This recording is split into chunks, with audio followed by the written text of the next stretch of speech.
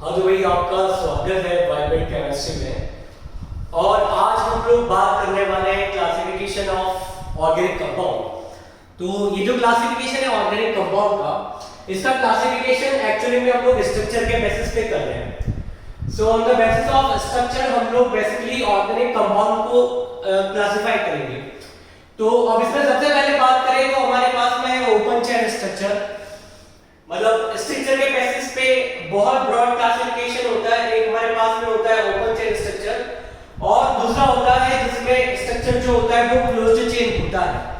ठीक है, तो अब यहाँ पर जैसे हम लोग बात कर रहे हैं ओपन चेन, तो ओपन चेन का मतलब ये होगा कि जो हमारे कार्बन की चेन है इसमें क्रॉसओवर नहीं होगा। मतलब कार्बन की चेन जो है एक पर्टिकुलर डायरेक्शन में चलते रहेगी और इस चेन में यदि आप चलेंगे तो वापस आपको जिस कार्बन से आपने स्टार्ट किया है वहां पे आके आप खत्म नहीं करने वाले हैं। जैसे मैं यहां से चलता हूं तो लेट इट बी 1 2 3 4, तो यहां से यदि मैं चलूंगा तो 1 से स्टार्ट कर रहा हूं, नंबर 1 कार्बन से स्टार्ट करूंगा, 2 3 एंड 4 पे जाके मेरी चेन जो है वो खत्म होगी। ठीक है, लेकिन जब हम लोग क्लोज चेन वाले स्ट्रक्चर की बात करते हैं तो क्लोज चेन का मतलब ये है कि जो हमारी चेन है ये चेन क्या हो जाएगी, बंद हो जाएगी। ठीक है, तो बंद हो जाएगी मतलब क्या है कि यदि आप ऐसे चल रहे हैं, मान लीजिए आपका नंबर 1 कार्बन है, अब यहां से आप चले तो ये नंबर 2 कार्बन हो गया, यहां से आप आए नंबर 3 कार्बन पे, यहां से आप आए नंबर 4 कार्बन पे और आगे बढ़ेंगे यदि आप तो वापस से आपको कौन सा कार्बन मिल जा रहा है, फर्स्ट वाला कार्बन मिल रहा है। ठीक है, तो यू आर हैविंग 1 2 3 एंड 4। तो क्लोज चेन स्ट्रक्चर एक ऐसा स्ट्रक्चर होता है कि जिसमें हम एक कार्बन से स्टार्ट करके यदि चेन के अंदर में आगे चलते रहते हैं तो वापस उसी कार्बन पे आके हम लोग फिनिश करते हैं। तो that kind of structure we call close chain structure. ठीक है, तो अब क्लोज चेन स्ट्रक्चर के अंदर में ऐसा होता है कि जो रिंग है ये हमें एक रिंग की तरह दिखाई देता है। यदि हम लोग इसे बनाना चाहें तो this will be basically a ring. So cyclic, इनको हम लोग बेसिकली क्या कहते हैं, close chain structures are the cyclic structures.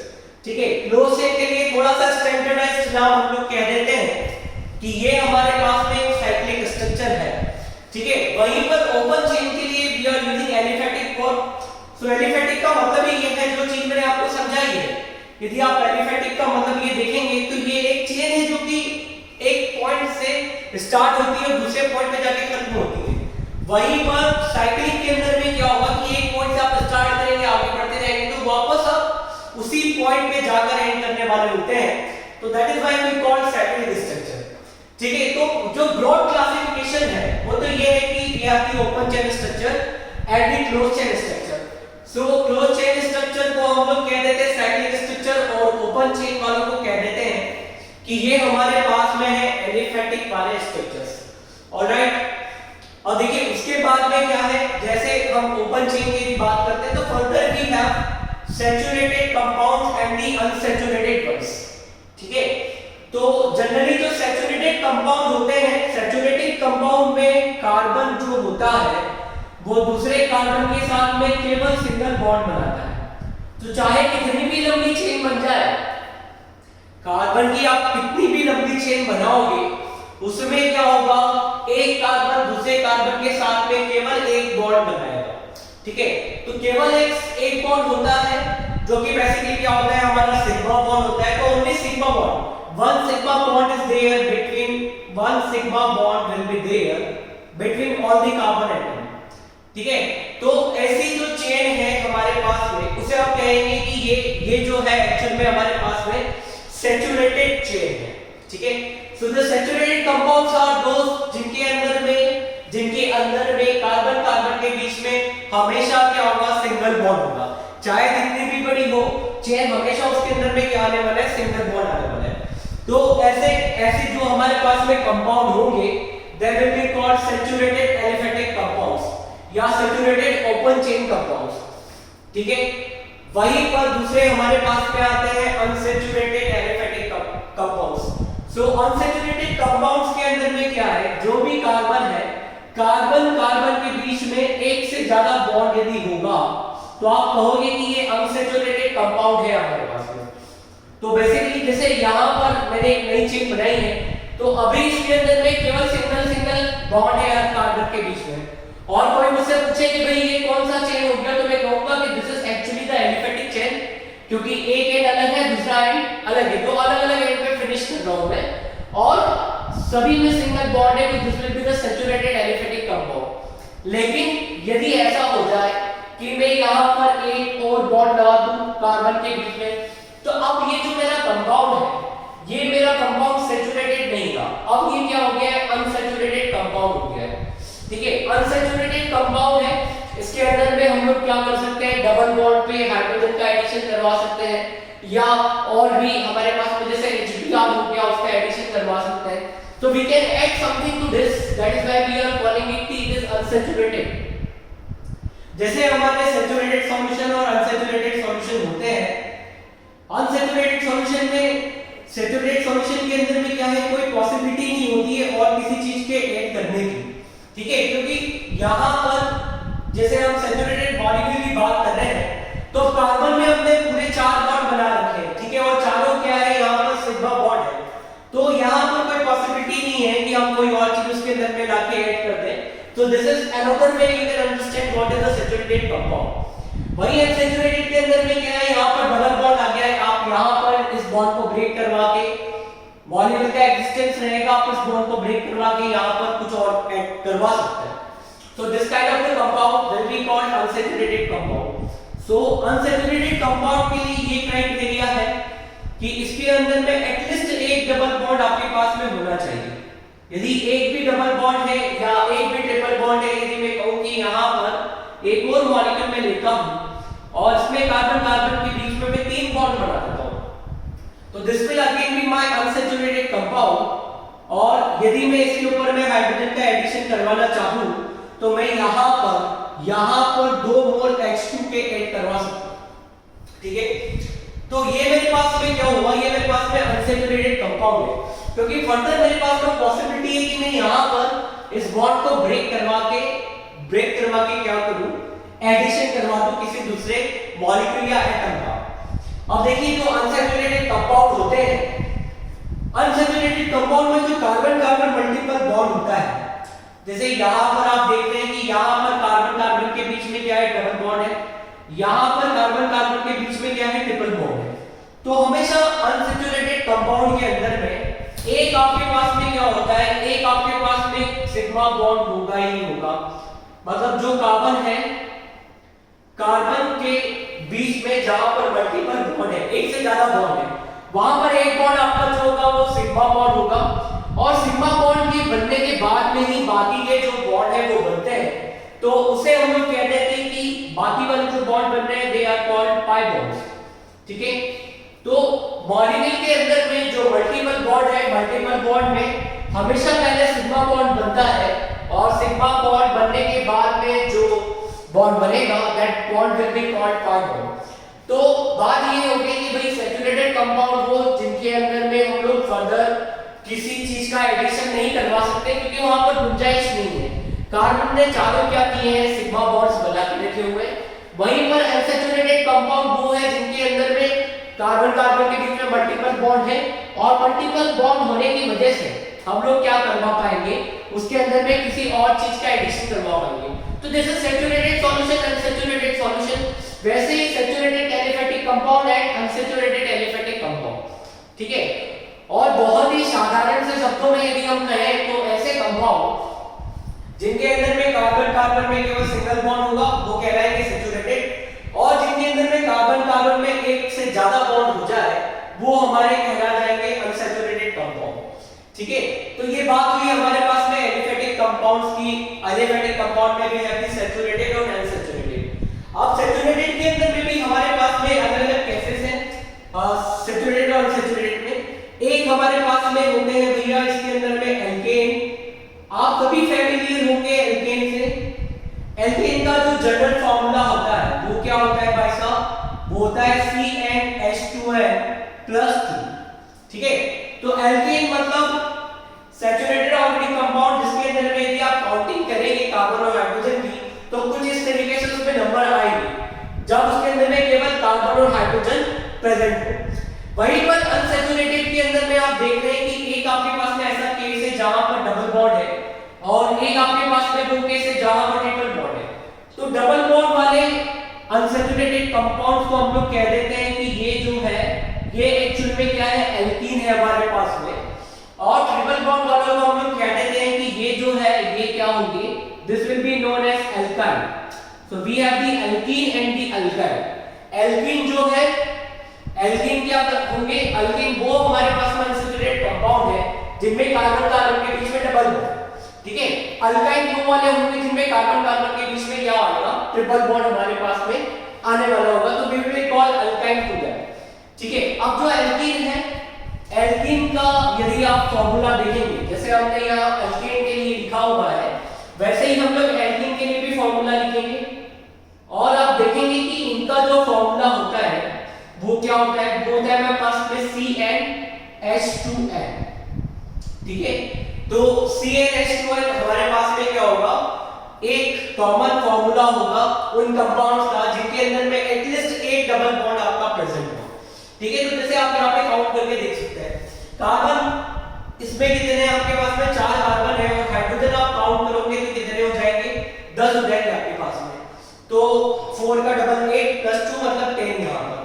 वहीं पर अनसैचुरेटेड कंपाउंड में आप देखिए यहाँ पर कितने कार्बन है हमारे पास में, वी हैव 5 कार्बन, ठीक है। और 5 कार्बन के हिसाब से जो हाइड्रोजन हमारे पास में आ रहे हैं वो 3 2 5 और 2 7 1 8 9 और 1 10, ठीक है। तो यदि हम देख रहे हैं तो n हमारे पास में 5 है, उसका जस्ट डबल मतलब कितना हुआ, 10। तो this is the general formula for the alkene. और एल्कीन के अंदर में क्या होता है, यहाँ पर डबल बॉन्ड प्रेजेंट होता है।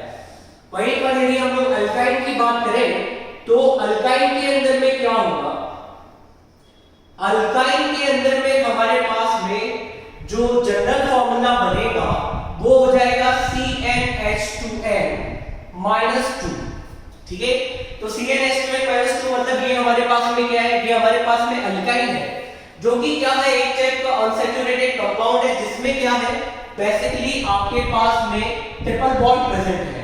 अब यहाँ पे आप काउंट कर लीजिए, आपके पास में जो कार्बन है वो कितने हैं, 3 है, ठीक है। 3 का आपने डबल किया मतलब कितना हो गया आपके पास में 6, और 6 में से आप -2 कर दीजिए मतलब 4, ठीक है। तो देख सकते हैं आप इसके अंदर में कितने हाइड्रोजन है हमारे पास में, 4 हाइड्रोजन है। So this is how we classify open chain or the aliphatic compounds into the saturated category and unsaturated category. Saturated में अगेन हमारे पास में केवल एक ही टाइप है जो कि एल्केन है, और अनसैचुरेटेड में we are having alkene and the alkynes, ठीक है। तो उनके भी हम लोग जो है वो फॉर्मूले देख चुके हैं। आगे बढ़ते हैं और हम लोग बात करते हैं क्लोज चेन वाले कंपाउंड्स की। तो जैसे मैंने आपको बताया कि क्लोज चेन वाले कंपाउंड वो है जिसमें यदि आपने एक कार्बन को पकड़ के चेन में चलना शुरू किया तो वापस आप उस कार्बन पर ही आएंगे। तो ऐसे कंपाउंड को हम लोग कह देते हैं कि ये क्या है, हमारे पास में एक चेन वाला कंपाउंड है, ठीक है। अब साइक्लिक कंपाउंड के अंदर में we have the saturated cyclic compounds and the unsaturated cyclic compound. तो saturated cyclic compound जो है they will be saturated compounds, मतलब यहां पर भी क्या होगा, कार्बन कार्बन के बीच में सिंगल बॉन्ड प्रेजेंट होगा। तो यदि कार्बन कार्बन के बीच में सिंगल बॉन्ड प्रेजेंट है तो आप कहेंगे कि ये हमारे पास में क्या है, एक सैचुरेटेड साइक्लिक कंपाउंड है, ठीक है। वहीं पर जो अनसैचुरेटेड साइक्लिक कंपाउंड है इनके अंदर में क्या होगा, मल्टीपल बॉन्ड्स प्रेजेंट होंगे। तो यहाँ पर डबल बॉन्ड भी हो सकता है, ट्रिपल बॉन्ड भी हो सकता है। और जैसे हम एक बात सीख चुके हैं कि हर मल्टीपल बॉन्ड में एक बॉन्ड होता है हमारे पास में सिग्मा बॉन्ड, और बाकी का जो बॉन्ड होता है वो कहलाता है हमारे पास में पाई बॉन्ड। और एक बात ये भी समझने वाली है कि हर बॉन्ड के बनने के लिए क्या चाहिए होता है, हमें चाहिए होता है इलेक्ट्रॉन का पेयर, ठीक है। मतलब कहने का मतलब मेरा ये है कि जब आपके पास में सिग्मा बॉन्ड और पाई बॉन्ड है तो मतलब वहां पर एक इलेक्ट्रॉन का पेयर भी होगा। सिग्मा बॉन्ड का जो इलेक्ट्रॉन का पेयर होगा that will be known as sigma electron pair. तो जैसे यहां पर सिग्मा बॉन्ड है तो यहां पर जो इलेक्ट्रॉन का पेयर है वो क्या कहलाएगा, सिग्मा इलेक्ट्रॉन पेयर, ठीक है। उसी तरीके से यहां पर एक पाई बॉन्ड है तो यहां पर ये क्या कहलाएगा हमारे पास में, this will be called pi electron pair. और हर पेयर के अंदर में टोटल इलेक्ट्रॉन कितने होते हैं, 2। तो एक पाई बॉन्ड में टोटल कितने पाई इलेक्ट्रॉन होंगे, there will be 2 pi electrons, ठीक है। यदि कोई मुझसे पूछे कि इस ट्रिपल बॉन्ड में कितने बॉन्ड है, कितने पाई इलेक्ट्रॉन है? तो मैं कहूंगा कि एक पाई इलेक्ट्रॉन में, एक पाई बॉन्ड में 2 पाई इलेक्ट्रॉन है, तो 2 पाई बॉन्ड के अंदर में जो total number of pi electron हो जाएंगे, so there will be 4 pi electrons in the molecule. ठीक है, तो बात ये होती है कि जब हम लोग अनसैचुरेटेड कंपाउंड की बात करते हैं, तो अनसैचुरेटेड कंपाउंड में ये जो हमारे पास में 3 टाइप के कंपाउंड है, एरोमेटिक, नॉन एरोमेटिक और एंटी एरोमेटिक। इनका जो क्लासिफिकेशन है वो बेसिकली इसी बात पे हम लोगों ने किया हुआ है कि इसमें पाई इलेक्ट्रॉन है तो कितने हैं, ठीक है, और क्या प्रॉपर्टी उसके अलावा। तो जैसे मैं बात करता हूं एरोमेटिक साइक्लिक कंपाउंड की, तो एरोमेटिक कंपाउंड हम कह रहे हैं तो ये अंडरस्टूड है कि ये साइक्लिक कंपाउंड है and there will be unsaturation in the molecule. वहां पर डबल बॉन्ड होंगे, पाई इलेक्ट्रॉन्स होंगे, ट्रिपल बॉन्ड होंगे, पाई इलेक्ट्रॉन्स होंगे। So this will be known as aromatic cyclic compound. लेकिन एरोमेटिक कहलाने से पहले 2-3 कंडीशन को इन्हें फुलफिल करना होता है। तो पहली कंडीशन तो ये होती है कि भाई total number of pi electron जो है, पाई इलेक्ट्रॉन के जो नंबर है इसमें वो कितने होने चाहिए? वो होने चाहिए 4n+2 के बराबर। ठीक है, ये जो 4n+2 है that is known as Huckel rule. तो ये हक्कल रूल को यदि फॉलो कर रहे हैं तो हम कहेंगे कि जो मॉलिक्यूल है दैट कैन बी एरोमेटिक। ठीक है, केवल हक्कल रूल को फॉलो करना एरोमेटिसिटी को डिसाइड नहीं करता है, और भी कई कंडीशन है, but basic requirement it must have 4n+2 electron. ठीक है, 4n+2 पाई इलेक्ट्रॉन होंगे तभी ये हमारे पास में कहलाता है एरोमेटिक कंपाउंड। और क्या होना चाहिए? और इसके अंदर में जो कंपाउंड है उसमें सारे कार्बन एटम्स वो कैसे होने चाहिए? दे मस्ट बी कोप्लेनर, मतलब एक ही प्लेन में सारे कार्बन एटम होने चाहिए। तो हम कहेंगे कि ये जो मॉलिक्यूल है ये हमारा प्लेनर है, हक्कल रूल को फॉलो कर रहा है, एरोमेटिक कैरेक्टर होगा। दूसरे हमारे पास में आते हैं एंटी एरोमेटिक कंपाउंड। तो एंटी एरोमेटिक कंपाउंड के अंदर में क्या होता है? वो कंपाउंड जिनमें 4n पाई इलेक्ट्रॉन्स होते हैं, जिनके अंदर में पाई इलेक्ट्रॉन का नंबर किसके बराबर हो? 4n के बराबर। तो वी विल कॉल देम कि ये हमारे पास में बेसिकली एंटी एरोमेटिक कंपाउंड है। साथ ही साथ इनके अंदर में भी जो कार्बन एटम्स हैं उनकी प्लेनरिटी जरूरी है। सो मॉलिक्यूल जो है वो भी कैसे होना चाहिए? प्लेनर होना चाहिए, तभी हम कहेंगे कि ये हमारे पास में एंटी एरोमेटिक कंपाउंड है। अब इन दोनों को छोड़ के बाकी जो भी साइक्लिक कंपाउंड जो कि अनसैचुरेटेड कंपाउंड टाइप के होते हैं वो सारे आते हैं किसके अंदर में? नॉन एरोमेटिक कंपाउंड के अंदर में। तो जनरली ये जो कंपाउंड है दे ऑब्टेन ट्यूब लाइक स्ट्रक्चर। ठीक है, स्टेबिलिटी ऑब्टेन करने के लिए ट्यूब जैसा स्ट्रक्चर बना लेते हैं। तो we have the aromatic, non aromatic, anti aromatic compound, जिनका क्लासिफिकेशन है बेसिकली कितने पाई इलेक्ट्रॉन है उसके आधार पर। जनरली अनसैचुरेटेड साइक्लिक कंपाउंड में aromatic compounds have the exceptional stability. ठीक है, इनकी जो स्टेबिलिटी होती है वो एक्सेप्शनल होती है, इसलिए ये सबसे इंपॉर्टेंट हो जाते हैं। Then we have the anti aromatic one. Alright, तो ये हमारे पास में थे classification of open and close chain cyclic compound. अब यहां पर एक दो चीजें और हैं। एक हमारे पास में होता है alicyclic compound and we also have the heterocyclic compound. ठीक है, तो एलिसाइक्लिक कंपाउंड क्या है? एलिसाइक्लिक कंपाउंड जैसे नाम से क्लियर होता है कि ये जो है बेसिकली हमारे पास में साइक्लिक कंपाउंड्स है। ठीक है, ये हमारे पास में कैसे कंपाउंड है भाई साहब? ये हमारे पास में है साइक्लिक कंपाउंड। तो जो एलिसाइक्लिक है इनकी कैरेक्टरिस्टिक क्या होती है? they behave like a saturated compound। ठीक है, इनकी जो प्रॉपर्टी होती है वो सैचुरेटेड कंपाउंड की जैसे होती है, मतलब एल्केन्स की तरह ये बिहेव करते हैं और दिस में बी सैचुरेटेड एंड दिस में बी अनसैचुरेटेड। ठीक है, ये कंपाउंड ऐसे होंगे जो कि एल्केन की तरह बिहेव करेंगे और साइक्लिक नेचर के होंगे, तो we will call them alicyclic compounds. और ये सैचुरेटेड भी हो सकते हैं और अनसैचुरेटेड भी हो सकते हैं। जैसे मैं कहूं कि साइक्लोप्रोपेन है, तो cyclopropane will be alicyclic compound, it will behave like a saturated compound, मतलब एल्केन की तरह बिहेव करेगा। क्या मैं कहूं कि साइक्लोप्रोपीन, तो ये जो साइक्लोप्रोपीन है ये भी किसकी तरह बिहेव करती है? एल्केन की तरह बिहेव करती है। तो ऐसे साइक्लिक कंपाउंड जो कि एल्केन के जैसे प्रॉपर्टीज रखते हैं they are known as the alicyclic compound.